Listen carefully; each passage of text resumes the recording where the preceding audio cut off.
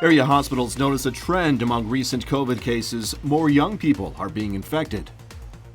A new warning from the CDC on the pandemic saying the war on the coronavirus has changed. I'm Lauren Blanchard in Washington with more on why they say mask guidelines needed to change and the data they have to back that up. The 4 states' most watched news starts now. Thank you for joining us tonight. I'm Jordan Albee. A federal grand jury indicts 6 Southwest Missouri residents accused in a kidnapping conspiracy that resulted in the death of the victim. The case is from July of last year. That's when authorities served a search warrant at a property on Cherry Road in Joplin. After a standoff, they found the body of 41-year-old Michael Hall, who had been reported missing from Carthage. At that time, they arrested Freddie Tilton in the home. Tilton had been wanted on domestic assault charges. Now, Tilton and 5 others are being charged in connection with Hall's kidnapping. In addition to Tilton, the suspects are Carlo Ward of Joplin, Amy Thomas of Webb City, James Gibson of Neosho, Lawrence Vaughn of Newton County, and Russell Hurt of Greenwood. The indictment alleges that after Hall was kidnapped, he was bound, beaten, cut repeatedly with a knife, then shot to death. You can find more details on this case on our website, KOAMnewsnow.com. Nick Kelly joining us now. Good news, minus all this heat, is that it's Friday, Nick. It's always good to get a Friday going, Jordan. In fact, a weekend too, even if Mother Nature still wants to keep us sweltering in the heat and humidity. In fact, looking at the numbers for today, we hit that high of 96 after starting at 72 degrees this morning. I am watching thunderstorms trying to get going out of Nebraska and certainly more thunderstorms around Omaha, but all of these, I think they're going to stay mainly north and east of us, but that is hinting at our next storm system that will finally shake things up for the better as we go through the rest of the weekend. But the excessive heat warnings and heat advisories, Jordan, continue until 9 o'clock tomorrow. So we got another hot and humid day to put up with before we finally get a break from the heat. We'll break down the whole forecast, and you're going to like it here in a bit. Nick, thank you. I bet I will too. CDC today releasing new data. They say back up why many Americans are again being asked to wear a mask inside. Fox News correspondent Lauren Blanchard has a story from D.C. The CDC's message: the war has changed against the coronavirus as worries spread in the medical community over the rise of the Delta variant. This is a very serious virus. It's spreading extraordinarily rapidly. And not only does it spread rapidly, but if you're infected, you're more likely to get severe disease. A CDC study points to a breakout in Massachusetts, where 74% of the cases were among the vaccinated. As a reason, they're now recommending masks for everyone indoors, in large public gatherings, especially those that attract tourists, and in areas with high rates of transmission. The Delta variant, according to data, appears to be as contagious as chickenpox, and vaccinated people can spread the virus. Still, just shy of half of the U.S. population is fully vaccinated. The White House continues its campaign to get hesitant Americans to get the jab, but their messaging on masks and lockdowns has left some confused about where the nation stands. Our message has always been clear throughout. We need more people to get vaccinated to stop the spread of this variant, and so we have to continue to make that effort. Lawmakers on both sides of the aisle and doctors are asking for more data from the CDC. The way to get people vaccinated is to come to them one-on-one and figure out what their fear and reluctance is. This whole idea of messaging, misinformation, we know and you don't know, the bully pulpit, if you will, has been extremely counterproductive. In less than a month, school bells will begin to ring in many areas. The CDC is recommending masks for all students and teachers, vaccinated or not. In Washington, Lauren Blanchard, Fox News. Walmart workers need to mask up again. The nation's largest retailer reversing its mask policy and will require all its workers to wear masks regardless of vaccination status. Walmart is encouraging its customers to wear masks in its stores as well in areas with high infection rates. It's also bringing back so-called health ambassadors who will hand out those masks. Walmart says it will announce a new way to verify workers' vaccine status in the future. Joplin hospitals are seeing an increase in COVID-19 patients and are reporting that they're seeing a much younger group testing positive for this virus. KOAM's Bronte Sorosky spoke with Mercy and Freeman officials for a look at what local health systems are facing. I think we all were very, very hopeful that we'd gone around that curve and we weren't going to have this level of disease again.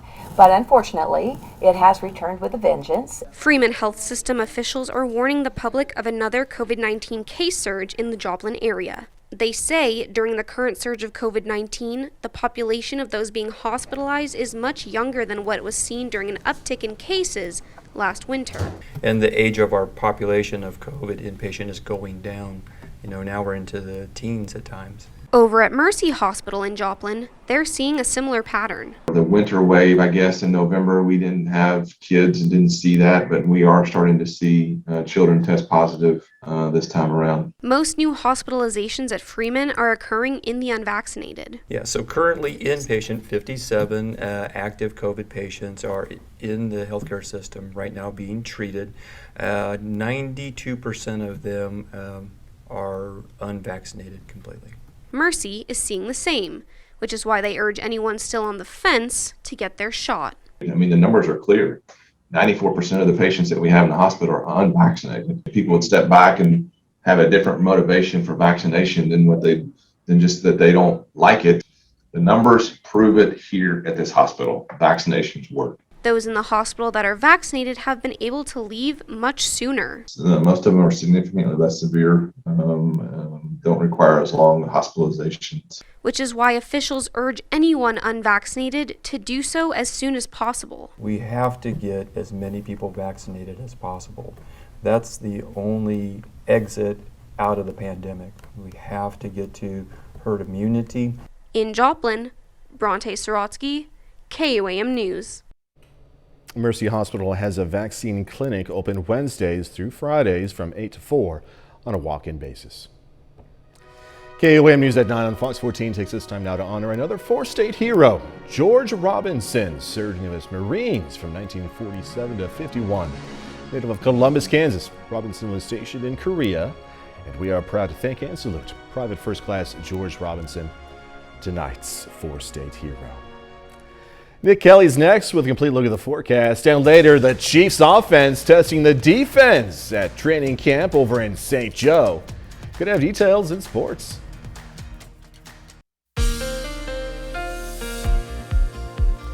It has been pretty much about a week now since the start of last weekend that we had to deal with sweltering heat and humidity with plenty of days seeing highs in the mid-90s, even though, like the past several days, today looked nice despite passing cloud cover over indigo sky outside of Santa Clara, Missouri and all across the area. But again, these past several days, they looked nice, but they didn't feel nice. After seeing mid-90s yesterday, we dropped to 73 this morning and hitting 95, about 96 degrees in Joplin this afternoon. In fact, everybody went back into the mid-80s pretty much this afternoon.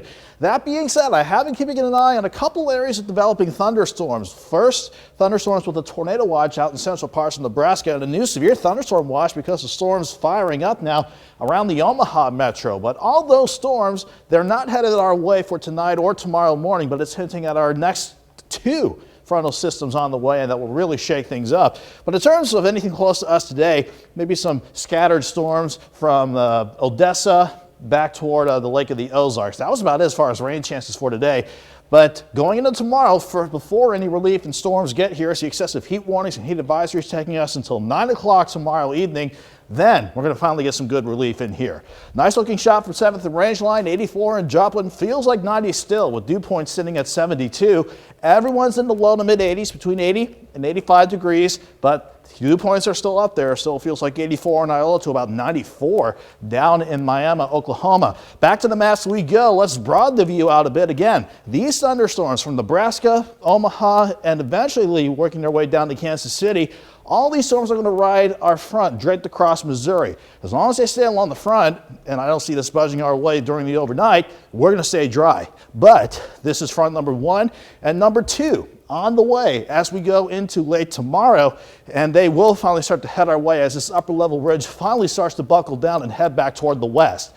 What does that mean in terms of the future track? Let's break it down right now. Again, overnight, any big thunderstorm chances staying north and east of us, so we stay dry with maybe some passing clouds, but we go right back into the heat and humidity for tomorrow. So 75 in the morning, 92 by noon, highs near 96 with the southwest breeze in the day, picking up a little bit at least at 5 to 15 miles per hour. Even though the air temperatures will say will be in the mid-90s, the heat in the seas will make it feel like 102 to 108 degrees during the afternoon.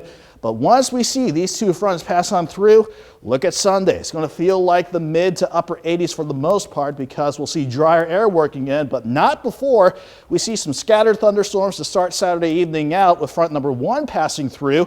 And then overnight into Sunday morning, there's front number 2 with another shot of scattered storms. I really don't think these will be severe, but I can't rule out some of these bringing some strong wind gusts, maybe 40 miles per hour, some small hail, and maybe some pockets of heavy rainfall if we can get some of those heavy pockets of rain to pan out. But once we get past all these rain chances, these numbers are looking a whole lot better. 86 Sunday, 62 on Monday morning, topping out at 82. Lows in the 60s, highs pretty much in the 80s for much of next week, Jordan. This is not a bad way to start the month of August. Relief is in sight. Yes, it is. Hey, Kelly, thank you so much. See you in a little bit. What started as a request from a son to his father has helped launch a business that's giving disabled people their mobility. Fox News correspondent Ashley Strohmeyer has more on the new types of exoskeletons that could soon be hitting the market. Necessity may be the mother of invention, but it's not stopping one father from using his robotic skills to help his son. Jean-Louise Constanza is a robotics engineer on a mission to help make exoskeletons go mainstream. It all started with his son Oscar, whose neurological disorder prevents him from walking. One day he said to me, "Dad, you're a robotics engineer. Why don't you make a robot that will help me to walk?" So Constanza went to work co-founding the company Wondercraft and created a device that would support a person's body while mimicking the motions needed to walk. It's new for me because before, to walk, I've always had assistance, and now I no longer need assistance, so I feel independent. But Oscar isn't the only one regaining his mobility. Wondercraft has sold dozens of its devices to hospitals here in the U.S. and in France. They come with a hefty price tag of roughly $180,000. But that could change, with the company looking to develop a more cost-effective version for the average person to use without hospital supervision.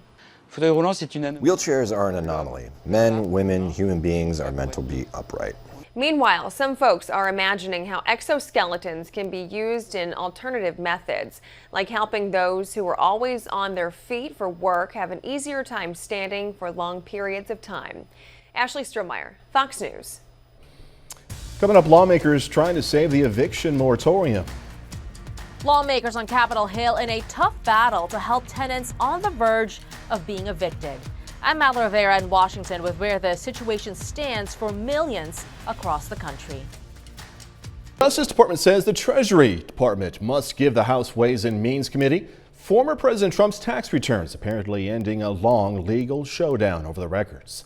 During the Trump administration, then Treasury Secretary Steven Mnuchin said he would not turn over the tax returns because, he concluded, they were being sought by Democrats for partisan reasons.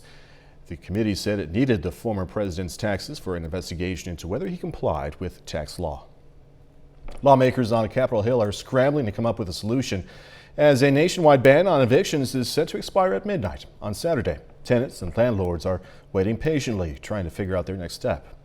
Fox News correspondent Madeline Rivera has the latest now from Washington. The last few months for Roxanne Schaefer have felt like an uphill climb, struggling to make payments on the home she's lived in for 5 years. We have been paying our rent, we just can't come up with the full amount. Now Schaefer, who's been using disability pay to cover part of her rent, says her landlord could soon force her out. I got anxiety, I'm nervous, I can't sleep. Since September, millions of renters like Schaefer, who fell behind on payments during the pandemic, were protected by a federal ban on evictions. But the eviction moratorium ends July 31st. And with not a lot of time left before August recess, Congress is scrambling to extend it. This was a known and preventable disaster. Several Democrats and Republicans are also criticizing an emergency fund meant to help renters. Of the $46.5 billion that Congress approved for rental relief, only $3 billion has been distributed. Why should the renters be punished for the fact that the system did not put money in their pockets to pay the rent to the landlords? The White House, meanwhile, argues its hands are tied after the Supreme Court ruled the ban could only stay until the end of July. The Supreme Court said that it could only be extended with congressional authorization. As lawmakers on Capitol Hill work to find a solution, many like Schaefer are facing a grim possibility. I'll be homeless out in the street. At least 8 states and D.C. will still have some protections for renters if an extension for the federal eviction ban fails. In Washington, Mallory Rivera, Fox News. The Biden administration did extend the eviction moratorium for homeowners who have properties financed or guaranteed by the Agriculture Department. Next, protesters saying it's about freedom and choice. The growing list of people pushing back against vaccine mandates. More pushback this week regarding the possibility of vaccine and mask mandates. Fox News national correspondent William Lajeunesse is in Los Angeles with details of this story. I'm not anti or pro-vax. I'm pro-choice. From the NFL to your local school. We don't need to be quarantining our kids every time they come down with symptoms of a cold. The mandatory mask and vax debate is underway. This is not a political issue. Our livelihood should not be on the line. But with new COVID cases rising 64% in the past week, the federal government, states, and employers are stepping in. Individuals' choice not to get vaccinated is now impacting the rest of us. California and New York became the first to require state workers to either get the vaccine or get tested each week. More than 400 hospitals nationwide followed suit. I've never been mandated to take the flu vaccine, so really standing for our rights as Americans. Despite accommodations for those with medical and religious concerns, employees are fighting back, protesting companies that make the vaccine a condition of employment, from United and Delta Airlines to the Washington Post and NFL. They're being told if they don't get vaxxed, they'll be cut. Google, Adobe, Facebook will also require vaccines for anyone in the office. We're never going to get to 100%, but I think through some of these tactics, we can definitely get that rate of vaccinated people increase. 31-year-old Daryl Barker from Missouri regrets his decision not getting the shot. I was strongly against to get the vaccine, but that little boy out there is a reason to have a vaccine. While some blame and shame the unvaccinated, studies show many new cases are people who did get the vaccine. 26% of our new cases are occurring amongst fully vaccinated people. The controversy isn't just about vaccines. 8 states, multiple counties, and companies, including Disney and Apple, are requiring masks indoors, vaccinated or not. We're getting so many mixed messages, and people are totally confused. That confusion is one reason many Americans don't want to mask up again or even get the vaccine. Others explain the inconsistency this way. When the science changes, so does policy. In Los Angeles, William Lajeunesse, Fox News. Coming up, just in case you were wondering, and I've been wondering this for a while, okay, I don't know about you, there is a right way to load a Pez candy dispenser. Gonna find out when we come back. Candy, known for its unique dispensers, there's a lot of them too, is schooling TikTok on the proper way to load it. Pez Candy tweeted this video message about the, quote, right way to load a Pez dispenser. The post was made in response to a viral video showing a TikTok user loading Pez Candy through the bottom of the dispenser without removing the wrapper. Pez says the video is just a myth, and their video is the myth buster. According to Pez, you cannot load its wrapped candy roll from the bottom. However, with a little skill being the key word here, you can unroll it and slide all 12 candy pieces into the dispenser at once. News you need to know. 30 more minutes news, weather, and sports coming away. Gonna check out the first ever Route 66 Heritage Festival in Miami, Oklahoma. Plus, Pitt State is now offering a telemedicine program to nursing students. Miami is hosting the inaugural Route 66 Heritage Fest. KOAM's Chris Warner has more on this festival. The Route 66 Heritage Festival in Miami is hosting a number of events, from live music to food trucks, a car and bike show, and so much more. For local band Until Now, it's the opportunity to play for their greatest fans. To be honest with you, we're mind blown with it. We've been excited for it for about two months now. We've been getting ready. we're just super excited to play in a crowd this size and play on a stage like that. So we're super excited. The concert series features 8 groups, 4 Friday evening and 4 more Saturday, as it pays tribute to the musical heritage of Oklahoma. It's great. It's absolutely great. Couldn't ask for anything better than this, man. I mean, it's really great. Really excited for the car show, bike show, all that stuff. I mean, something like this hasn't happened in Miami for a long time, and it's really great to see the community coming together like this. That musical heritage is what brought Oklahoma's Lieutenant Governor, Matt Pinnell, to the festival, so he could make an announcement about 2 of Miami's more famous musicians. And Miami has a lot of great musicians that have come through the Miami, Oklahoma area, but the Gaines, part of Leonard Skinner, will be inaugurated tonight into our Oklahoma Music Hall of Fame. Pinnell sees it as a great opportunity for the community as a whole. For a town to be playing to their strengths, talking about how amazing Route 66 is, the American experience that you can get here, along with promoting the Oklahoma Music Trail and all the musical heritage, I think it's a winning combination and one that's going to pay dividends for this town and make small business owners here a whole lot of money. In Miami, Chris Warner, KOAM News. Festival continues tomorrow with more live music beginning at 4 p.m. Some area middle school students did not take the summer off. Instead, they kept learning. Those students today graduated from the Compass Academy Network's Summer Enrichment Program. The program is free, offers middle school students a chance to further their education. The goal of Compass is to help students find better critical thinking strategies and skills and look at problems through self-reflection and self-introspection to become better citizens. As a reward, the students got a $45 gift card at the graduation. The Irene Ransom Bradley School of Nursing over at Pitt State is adding a telemedicine course. The pandemic obviously put a new focus on telemedicine in healthcare systems across the country. So Pitt State wants nursing students to be able to keep up with the times. Through this course, students will learn about video conferencing, remotely monitoring devices such as blood sugar, and sharing patient documents. It's going to keep being a necessity in providing care, especially in rural areas such as this and the community that we serve, being primarily rural. We know that telehealth can help decrease health disparities and increase access to care for patients. The school received a $78,000 grant to bring in this program. Big milestone for the new Harry M. Cornell Arts and Entertainment Complex in Joplin. Today, look at that, there was what's called a topping off ceremony, a builder's rite traditionally held when the final beam on a steel structure is set. Right there.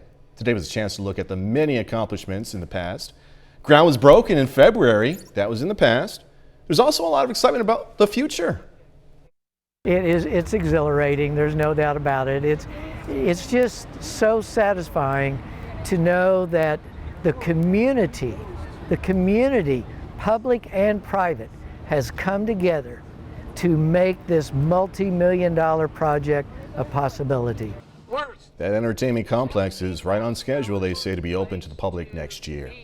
COVID-19 could play a role in advancing Alzheimer's in some patients.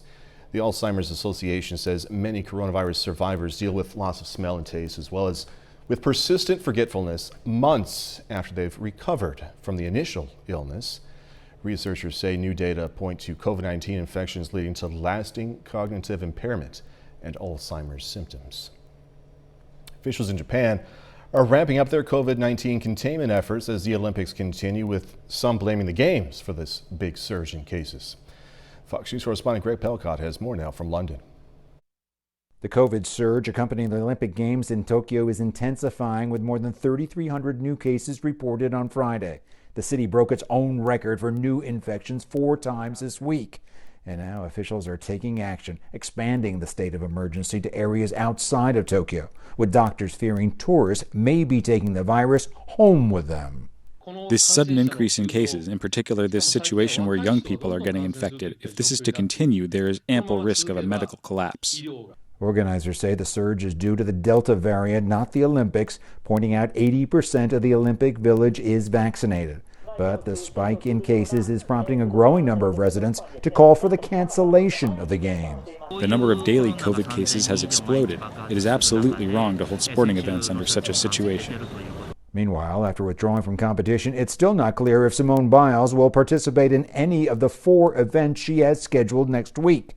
But swimmer Ryan Murphy was the one making waves on Friday, claiming there's still a major doping problem at the Olympics after being asked if his losses this week to a Russian swimmer could have been the result of performance-enhancing drugs. My intention is not to make any allegations here. At the end of the day, like I do believe there's doping in swimming, and that is what it is. Russia was banned from the Olympic Games due to a previous doping scandal. Their athletes are competing under the Russian Olympic Committee banner. In London, Greg Malcott, Fox News. But later, a visit to Knoll, Missouri for our next 4-state staycation. A little bit of Europe in the Missouri Ozarks.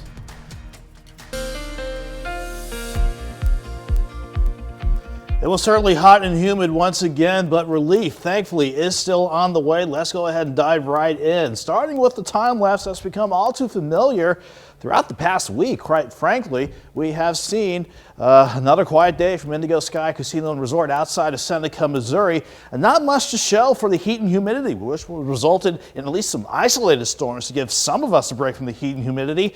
But look at the storms in Nebraska with the tornado watch and a severe thunderstorm watch with storms erupting on the southern sides of Omaha. That is indicating our first of 2 cold fronts that will start to change things up as we go into the next 24 hours or so. But close to home, any thunderstorms that erupted near us earlier this afternoon and this evening, mainly from Kansas City, Odessa, and then working back down almost close to Waynesville and Fort Leonard Wood. Excessive heat warnings and the heat advisories, they stick with us for one more day before they expire at 9 o'clock. So another hot and humid afternoon ahead of us. But like I've been saying, thankfully, relief still in sight.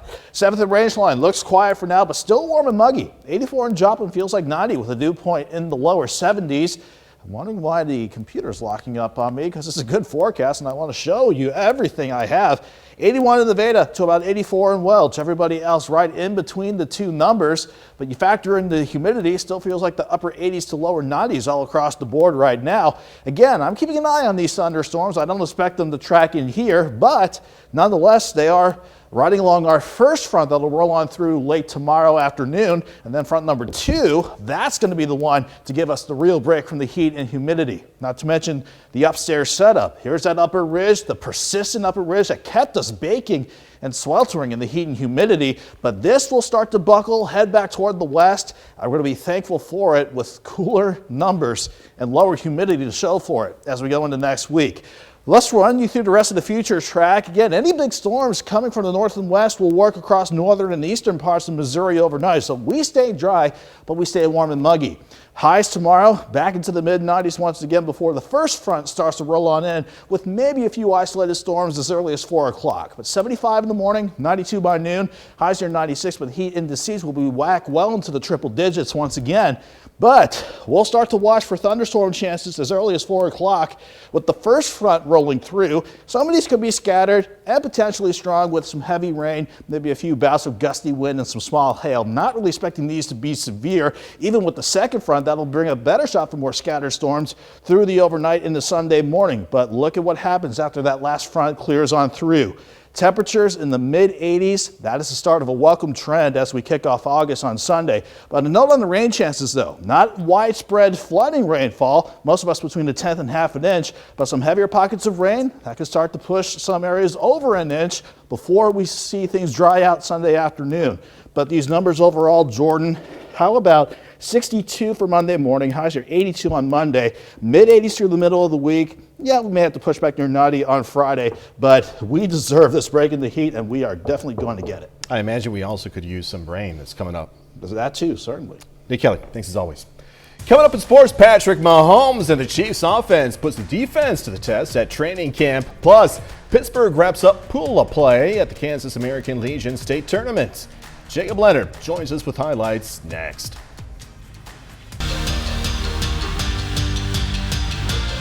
Well, tonight is the final night of pool play at the Kansas American Legion State Baseball Tournament in Pittsburgh. Now, the tournament host Post 64 squad has already punched their ticket to the Final Four on Saturday. Tonight, though, they wrap up pool play, aiming to hand the Kansas Senators their first loss of the tournament.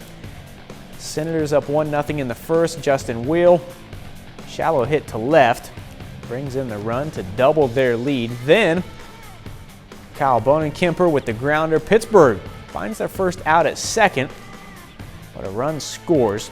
The Senators make it 4-0 before Brett Sutterby gets to strike out for the third out. Patriots out of the inning. Right now, though, they're down 6-1 in the bottom of the fourth. In the major leagues, the Kansas City Royals begin a 3-game series on the road tonight against the Toronto Blue Jays. Kansas City still hot right now, winning 8 of their last 9 games. Toronto, meanwhile, has lost 6 of 9 coming into this one. Now, Jays strike first. Teoscar Hernandez drills this one up and out for the solo homer. His 16th, Toronto up 1. Later on, same inning, George Springer this time getting extra bases. Randall Grichuk scores.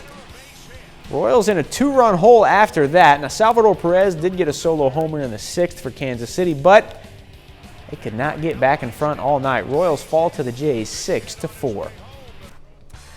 The St. Louis Cardinals also in action tonight, beginning a 3-game interleague series with the Minnesota Twins. The Cards are an even 51-51 coming into the night. Right now, St. Louis leads 4-1 in the top of the 7th. Tommy Edman is 1 for 3 with a 3-run double. The Kansas City Chiefs are in the middle of their first week of training camp in St. Joe, Missouri. Kansas City is 2 weeks away from their first preseason game, which will be against the 49ers on August 14th. You want some Patrick Mahomes video, right? There you go. The Chiefs were the only offense in the NFL last season to average more than 400 yards per game.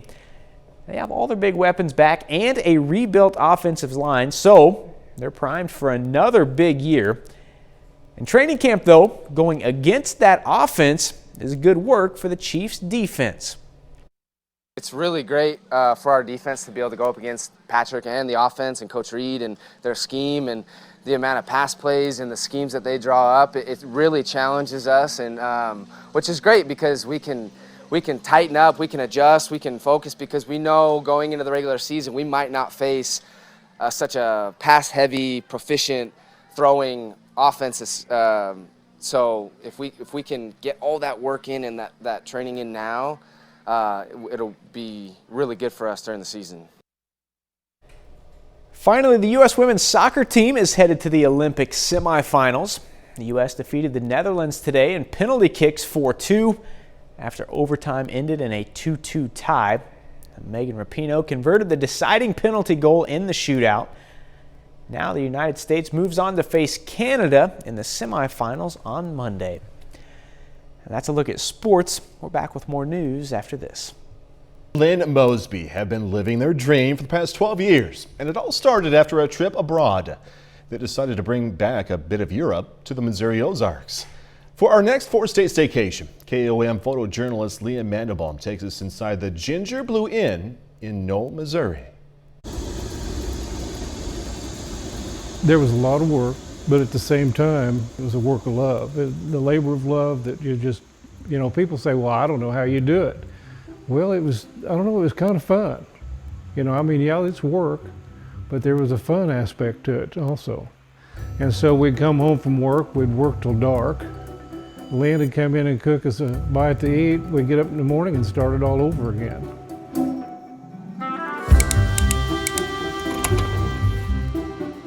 We moved here in 1990. It was a little 3-bedroom house, and my husband was a builder in Bella Vista for many years, and so we had the dream of a resort at some time in our life. Well, when we got to be about 50 years old, we looked at each other and said, hey, if we're going to do this, we better get started.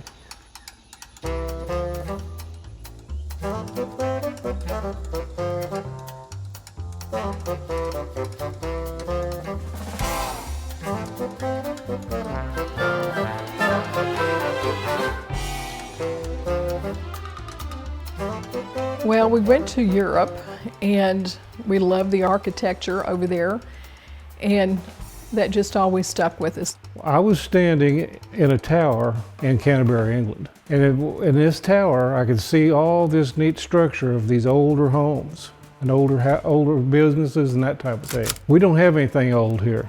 Everything we have here is new compared to this. but they were these beautiful, old, stately places. And that stuck in my mind. So when we decided to do this, That's where our inspiration came from. And that's what we wanted to achieve, was the old world. when you have a dream, the dream keeps building. And that's kind of what happens to us. What I don't think of, Lynn does. You know, she keeps me busy that way. Mine's bad enough, but when you add hers to it, then we have a lot of things to accomplish.